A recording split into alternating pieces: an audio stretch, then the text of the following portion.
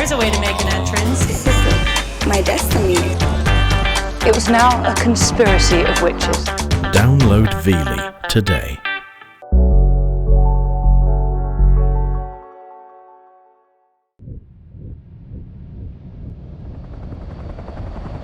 This is the team of Tanalian Aviation. Every day they risk everything. Alaska's treacherous terrain and wicked weather make this the world's most dangerous place to fly.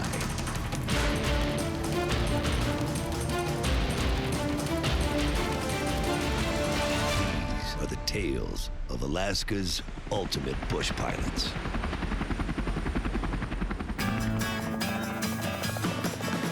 It's not until you fly and go places that you can't access by road, then you see Alaska. Being a bush pilot is hours and hours of boredom, broken by seconds of sheer terror. Man, there's drama in doing this. There's a lot of stuff that happens, a lot of tragedies. But when you land on a mountain out there and you get out of the helicopter and look at what is in front of us, it's amazing.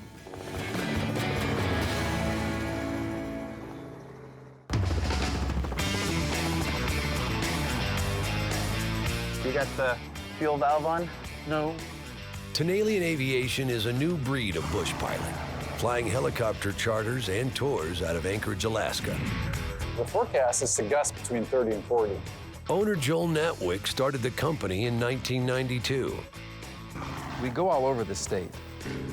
Their fleet consists of 3 R-44 helicopters, an R-22, a Bell 206 Jet Ranger, and a Piper Super Cub fixed wing.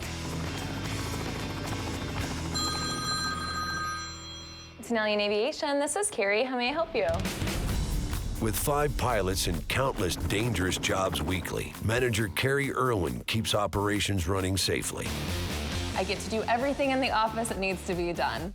Scheduling, coordinating our flights with our pilots, checking whether the routes are going to go, and really help take this business to the next level.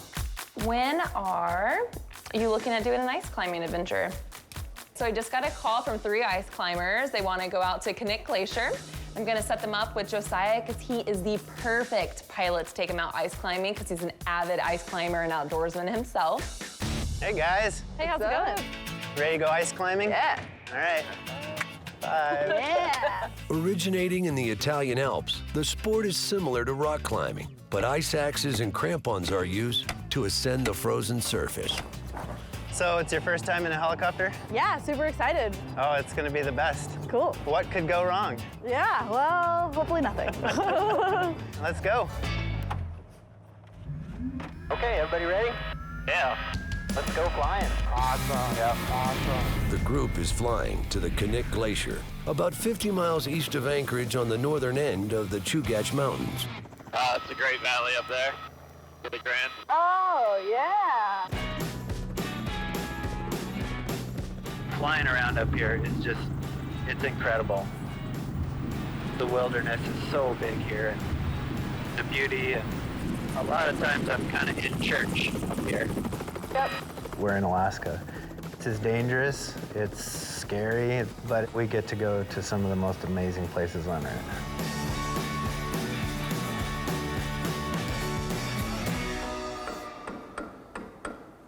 Let me get a couple wrenches. Back at the hangar, Chief Pilot Mark Barker is performing routine maintenance on one of Tanalian's helicopters. This is a 2,200-hour overhaul, so we're making sure all the wiring's good. We just have ended up putting in the transmission, the main rotor gearbox. The big thing we're waiting for now is the engine. When we do these overhauls, we sort of do them in a component fashion and then bring the whole component in. I know it looks like it's all apart, but it's actually pretty close to being done.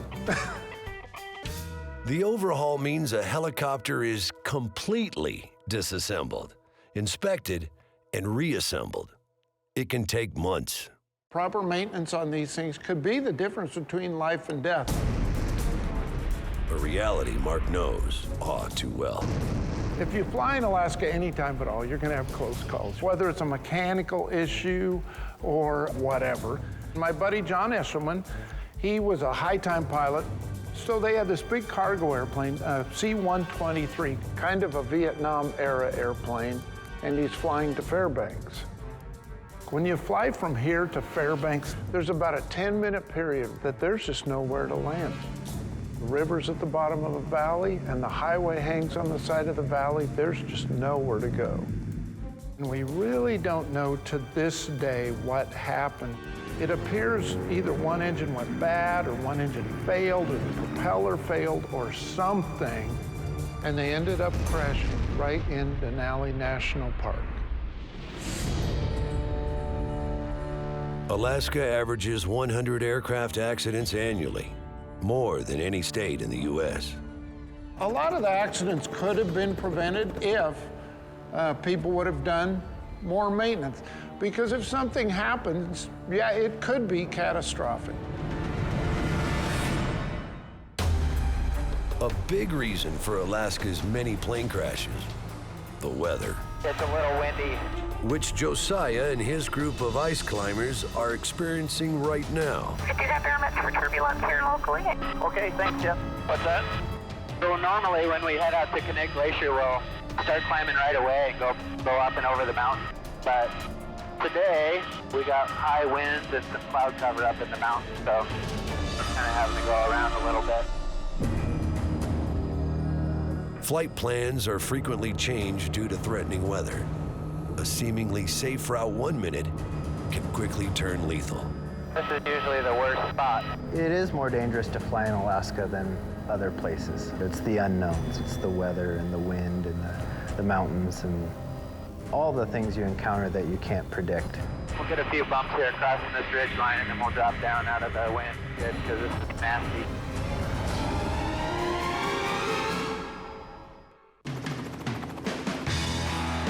Alaska is not a tame lion.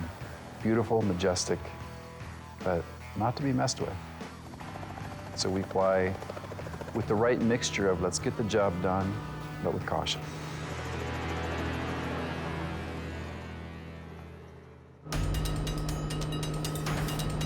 While taking a group to ice climb on Connect Glacier, I'm gonna approach into the wind here. Josiah runs into high winds and extreme turbulence. It's pretty windy out here today, pretty bumpy, so I'll just take it nice and easy. I think being a bush pilot in Alaska kind of covers a lot of areas. It's everything you have to deal with. The weather, the mountain flying, the wind. So flying in Alaska brings unique challenges. Actually, it looks a little better here. Let's go and see if we can check out the Klutna. All right. The glacier's always changing, so we don't have a specific spot we always go to. Sometimes you'll see a spot that looks good from up high and you'll get down low, and it's not as good as it looked from up high. Yeah, there's some ice. Yeah, I don't know, guys. I don't think I want to land on this ice. I don't trust it. It's just been so warm, and the ice could be rotten. We just don't know. Yeah. So we're not going to land on it today. If you land on the glacier in the wrong spot, it can be $1 million mistake. The worst thing that could happen is you land on the ice and break through and go in the water. Actually, let's run up here and check out Hunter Creek real quick. Oh, there's some ice back there. Yeah, look at that. Can you land on like that type of shrubbery stuff there? No, I'm looking for a spot right now. Let's see if there's a place on top of this thing to land. Oh, look at this. Okay, guys, I think I got a good spot here. Nice and level. Looks like some good climbing nearby. Yeah.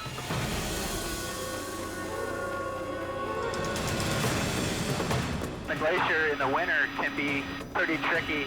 The snow will mask crevasses and holes on the glacier, and you could end up falling right through the snow into a moulin or a crevasse. All right. Ice thickness can be determined by color. Blue is the strongest. Light gray to dark black, the weakest.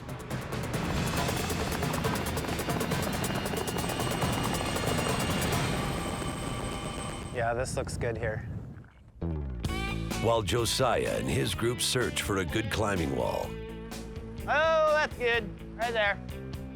flight instructor Johnny Lukens and owner Joel Netwick are gearing up for a training day. Okay, we got the door clear. Yeah, you're clear. Commercial pilots must be reviewed annually, Watch your head. so frequent practice is essential. Joel and I are gonna go out to practice for his 135 check ride. One major component of the exam, how to recover from engine failure. We'll go ahead and fill the main up first. We'll top off. Today's test has Johnny in an uncomfortable position. He'll be training Joel. It's a little weird training your boss, but we have a good enough relationship to where we can put aside the employee-employer relationship and change it into a instructor-student relationship. Johnny will make me sweat. Johnny will try to ruffle my feathers. Johnny will put me under simulated stress. Yep, that's the idea. He's gonna see how I do. It's kind of tough because I'm the boss. I think what we'll do today is work on, a little bit more advanced stuff. We're gonna do some zero airspeed autos. Zero airspeed? Yeah. Okay. What he needs to work on today are auto rotations, which is the maneuver that we do to practice for engine failures in a helicopter. During auto rotation, the engine is put into idle and the helicopter falls. On the way down, the pilot must keep the aircraft angled to allow airflow upward, which keeps the blade spinning. So we probably got some turbulence up in the Connecticut River weather Valley. coming in, yeah. The only thing that's tricky today is that the winds are scheduled to pick up, to gust up to like 30 knots, and that makes things a little more hectic, but let's go, man. Let's see what happens. Helicopter 7083 Mike, we are 1,000 feet and below, just 2 miles to the east, to the west of the old Glen Highway Bridge. I always get my east and west mixed up. You're one of my pilots? Joel and Johnny are heading 40 miles northeast of Anchorage to the Connecticut River Valley, about the same place Josiah battled high winds. We're going to be in the lee of this big mountain. The wind is going to be spilling over. That's going to add to the turbulence that we're going to get when we get in there. So you're going to have to tighten your controls even that much better to keep everything within tolerances. Yep.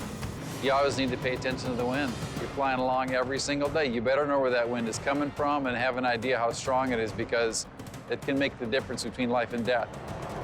Go ahead and pick up, fly on board, get ourselves up to about 1,000 feet. RPMs are good, airspeed's good. Okay, we're at 1,000 feet. Give it a shot, right? Engine failure. 3, 2, 1. Here we go. Suddenly we're dropping straight down to this spot. It was very intense, and I was a little scared.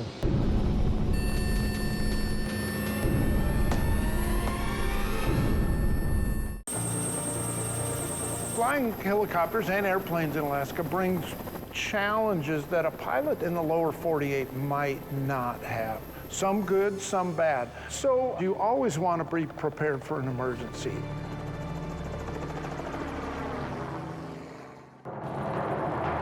Joel and Johnny are simulating helicopter engine failure above the Connecticut River Valley. Your airspeed is going to be fluctuating a bunch because of wind gusts. The high winds don't make the complicated task any easier. We've got wind coming straight down the valley. Kind of in the lee of the wind a little bit. Yeah. When you're trying to estimate just how strong is that wind and what should I do here, you got your work cut out for you. Because with that headwind, we're just going to drop. Okay, I'm going to watch my altitude really closely. The wind pushes against the helicopter with such force, their descent angle will be aggressive. Auto rotations can be dangerous because normally when the engine is on, the helicopter regulates the speed of the rotor disc.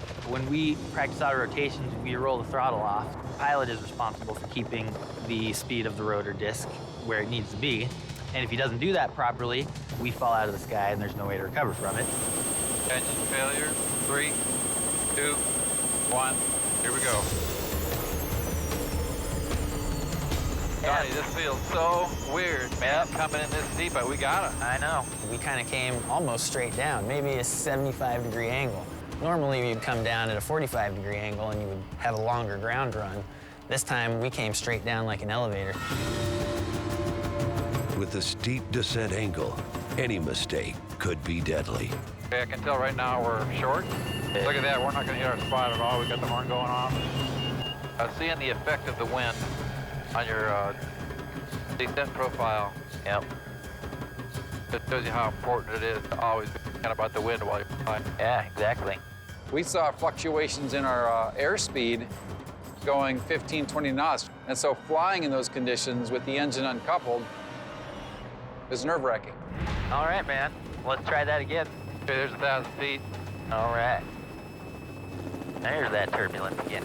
Yeah, Okay, we're gonna go super steep this time. give it a little bit more time. Engine failure in 3, 2, 1. Nice. Oh yeah. Looking good now.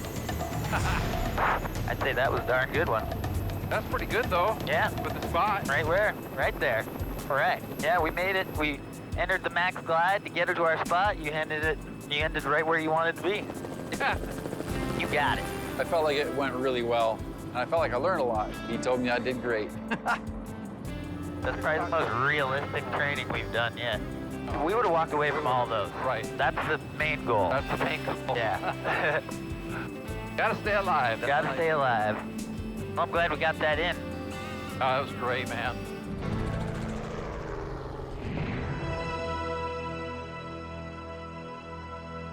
On the other side of the valley, Josiah and his passengers are climbing Knik Glacier. It's one of the largest in south central Alaska, with an ice field 25 miles long and 5 miles wide. How about just this whole wall? This looks pretty steep, but... Yeah, a bit steeper than you'll get on most any waterfall. While I'm climbing, watch out for ice breaking off. Oh, nice. What we don't want is to get underneath one of these overhanging blocks of ice. Glaciers are frozen rivers. They're always moving. Overhanging ice can break away, a very real danger that often kills climbers. It's going to be hard keeping your feet on the wall and with ice. Climbing. Climb on. Oh, got it. Keep your toes pointed straight. There you go. Yeah. Don't turn your heels in. This glacier ice is really hard right now. Makes it tough. It's a lot harder than it looks. Ah! This is not... Ah! Oh, boy. There's a lot that could go wrong ice climbing. Anchors can pull out, gear can fail. You have to know what you're doing. Be careful.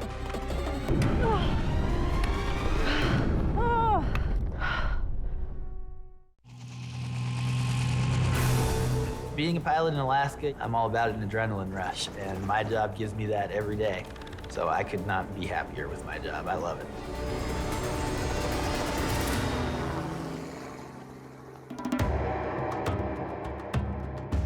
Josiah and his climbers are attempting to tame Knik Glacier.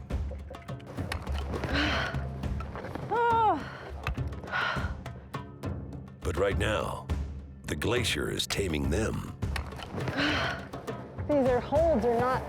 It's steep. It's really steep. Oh. Oh.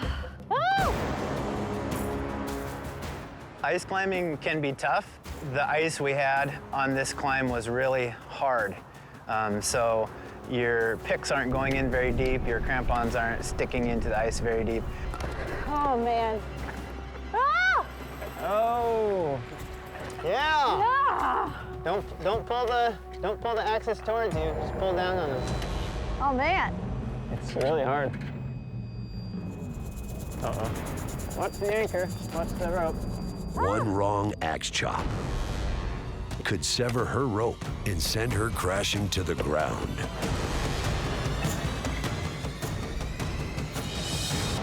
Yeah, just like that. Man, she's cruising. Nice. Woo! Yeah. Woo! Nice work. Woo! How do your forearms feel? I can't feel. I'll let you know when I can feel them. Oh, that was a struggle. Totally worth it. Nice. Jillian, are you ready to come down? Yes, please.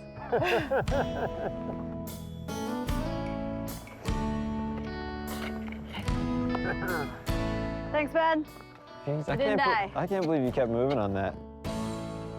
I like doing tours because I get to show off the state, and we get to go to some of the most amazing places on Earth. Your son is an awesome pilot. He feels safe with him, so it's... You can definitely tell he knows what he's doing. It's not his first rodeo.